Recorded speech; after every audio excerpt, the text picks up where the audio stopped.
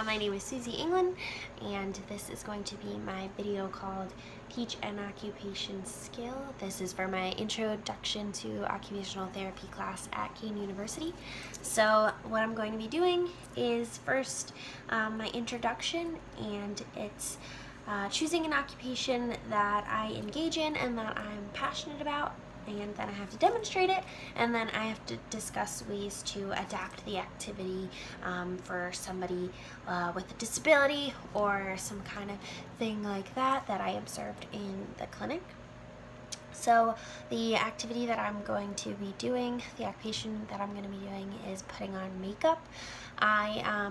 I guess I'm passionate about it. It's something that I engage in every day. I would consider it, for me, according to the Occupational Therapy Practice Framework, I would consider it an activity of daily living. This is something that I do in order to take care of my own body. So an activity of daily living could be as simple as like hygiene, bathing, showering, dressing, feeding, personal device care, things like that. So doing your makeup falls under that category for me. The other categories of the Occupational Therapy Practice Framework are activities of daily living, instrumental activities of daily living, work, leisure, education, play, things like that. I hope I didn't miss one. And social participation, sorry. So I think doing your makeup could fall under multiple categories. For me, it's an activity of daily living, but for other people, it could be work. For example, maybe you are, I don't know, a makeup artist, or I know today it's kind of popular to be one of those Instagram makeup artists, so literally doing your makeup could be work. It could be social if maybe you're doing it with a friend. It could be play if it's one of those things that maybe it's your hobby. But for me, it's an ADL. So that's why I chose it. So now I'm going to start doing it. The first thing that I do is I put on a primer. Just kind of, this one, you dip your finger in it and just kind of press it into the skin. So this is an important occupation for me because, and maybe for other people too, because it helps me. It's just one of the things that I do to get ready in the morning. It helps me to feel more presentable and more confident, and then in turn it lets me kind of do a better job at whatever I'm doing. Maybe it's just feeling more confident when I'm talking to people, and then it makes me feel better when I'm at work, when I'm at school, whenever. I just feel more confident and more presentable, I guess. So then the first thing I do is makeup, is my foundation. So this one, you just kind of dab it all over your face. It's kind of a dark shade for me, so that's why I'm gonna use two shades. I have two. I'm kind of in the middle of it. So that's what I'd be doing. That's like an important thing I could teach to a patient, is that you can mix and match your foundations. But doing your makeup involves a lot of dexterity. It involves a lot of fine motor skills, gripping, pinching. And then I just kind of blend it all in. This is kind of a lot. I put on a lot today.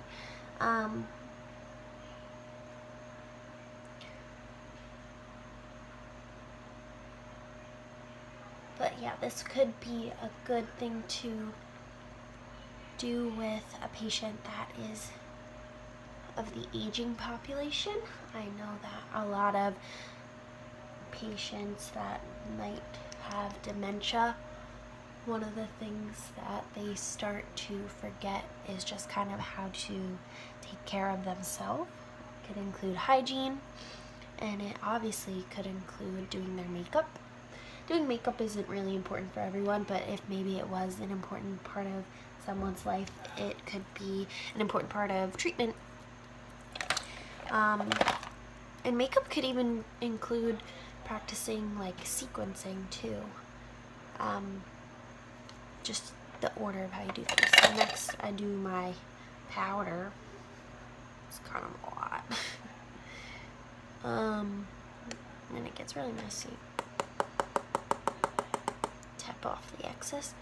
So yeah, I put on the powder. This just kind of helps the makeup stay on all day. It's nighttime now, but that's okay. Okay, so that's that part of it. Making a mess. And then the next part that I do is blush.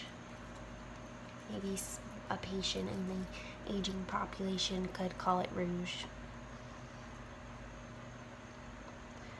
So that's what I do. This is kind of more of an everyday makeup look. It's nothing crazy. Then I do my eyebrows. I use this like little spoolie thing. And yeah, this definitely involves a lot of fine motor. Holding small things. I just brush them up. Kind of get them to look how they want them. I could fill them in, but I don't really feel like it today. It could be like this. One way that you could adapt doing something like this that I observed in the clinic, the patient, I wrote it down, she had something called arthrogryposis multiplex congenital disease. And basically it just kind of gave her a lot of stiffness in her joints and low muscle tone. Particularly in this context, it really affected her hands and her fine motor dexterity with her fingers and things like that. So it was actually easier for her to do the makeup. She adapted it in this way where she weaved it through her fingers. So this was how she would fill in her eyebrows. And it was important for her to kind of regain these skills in adaptive new ways because just like me, she kind of felt more herself and more put together with makeup on, and she didn't want to lose that part of herself. So it was important for her to learn a new way to do it. So yeah, and then I was thinking of another way to adapt it. If maybe someone is of the aging population or someone that had just went through a major operation, it can be very strenuous just to stand for long periods of time. So doing your makeup, you could sit while doing your makeup. That would be a good modification. It could even be a good standing balancing practice. You could stand for a minute while you do your makeup and then sit down for 2 minutes, repeat. Kind of interchange the times. You could take breaks because it gets tiring. You could use a timer.